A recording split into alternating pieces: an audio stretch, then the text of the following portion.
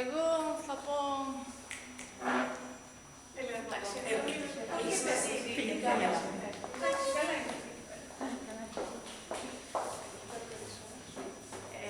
εγώ θα μεταφέρω την εμπειρία μου. Πολύ ωραία λόγια, όλα να μην ξαναλέμε τα ίδια. Αυτή η προσπάθεια έχουμε χρέη όλοι να βοηθήσουμε από όποιο σημείο βρίσκεται ο καθένας.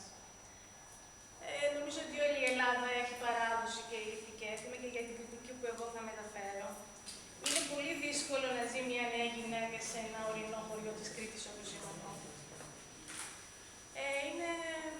Η ζωή του χωριού είναι δύσκολη, μονότονη.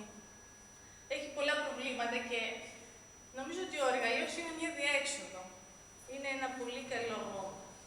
μια πολύ καλή εργασιοπαραγωγία. Δημιουργείς, έχεις επικοινωνία με τη φύση, με τους ανθρώπους. Γενικώς τους μοιράζεσαι πράγματα γιατί ένα εργαλείο δεν το στείνεις μόνος σου. Ήταν συλλογική εργασία το να στήσεις ένα εργαλείο, και ειδικά στα χωριά της Κρήτης. Και νομίζω ότι είναι καιρός να ξαναγίνει αυτό. Όχι μόνο για τη σωτική κυριότητα το πράγμα στη ζωή μας. Θα γίνουμε πιο καλοί άνθρωποι, να πω. Θα προσφέρουμε στην κοινωνία που ζούμε πολύ περισσότερα πράγματα, που έχουμε χρέος και στα παιδιά μας. Νομίζω ότι είναι ανάγκη να το δούμε. Τώρα για τον εργαλείο να μην πω τα ίδια πράγματα. Θα πω να συνεχίσουμε το ίδιο μεράκι και υποσχόμαστε να το κάνουμε, γιατί θα θέλουμε να βρεθούμε και μετά από μερικά χρόνια να σας δείξουμε τι παράδομα.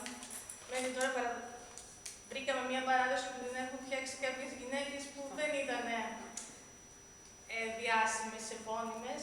Εμείς εκεί πατήσαμε και προχωράμε και έχουμε χρέος να δείξουμε τι θα κάνουμε εμείς. Ελπίζω να το καταφέρουμε.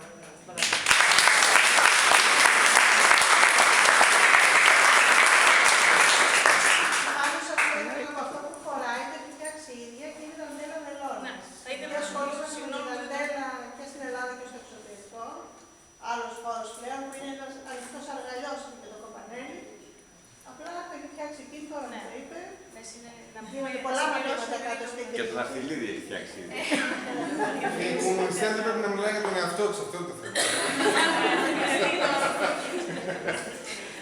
Ναι, να πω ότι αυτό, επειδή είπε και η κυρία Σοφία εδώ, ότι είναι τελείωμα που κάνουν οι γυναίκες της εποχής, της παλιάς, πολύ παλιάς, τα τελειώματα του υφαντού. Ή χρησιμοποιούσαν τη δεσιά για να θέσουν τους κόπους και να μην τους ξεφτάει το νήμα, ή ράβανε με τη βερόνα κεντήματος μία δαντέλα. Είναι μια τεχνική που έχει χαθεί, δεν είναι πολύ λίγοι αυτοί που την γνωρίζουν και την έχουν πάρει και άλλοι λαοί, θα έλεγα, που τη λένε Βιλβίλα, τη λένε, έχουν διάφορες ονομασίες, είτε περίπου η ίδια με την μινοϊκύρα του βελόνα που λέμε.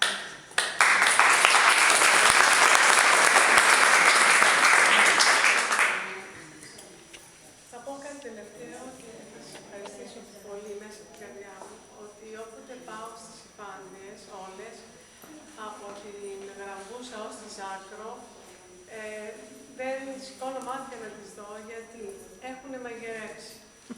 Έχουν γλυκά, 50 γλυκά διαφορετικά. Δεν είναι κουταλιού, ταψιού, φούρνου,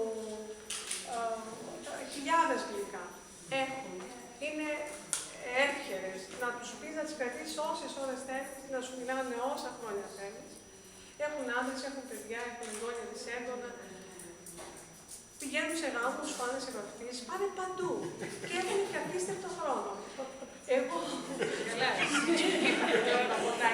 Εγώ δεν κάνω τίποτα και δεν έχω χρόνο. Είναι γλυκές, είναι ήρεμες, είναι καλές. Σου δίνουν, μόνο να σου δώσουν. Τους λες καλημέρα και φεύγεις από το σπίτι τους, από το χώρο που δουλεύουν και είσαι φορτωμένος με όλα τα καλολογία της γης.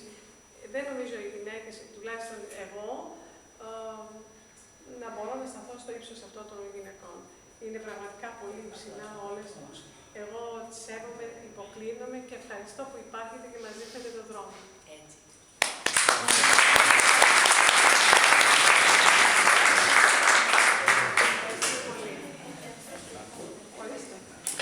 Εμένα θα μου επιτρέψετε να κλείσω με μια ιατρική παρατήρηση. Είναι μόνο αυτό που μπορώ να πω, γιατί δεν είμαι ούτε πάντρα είμαι.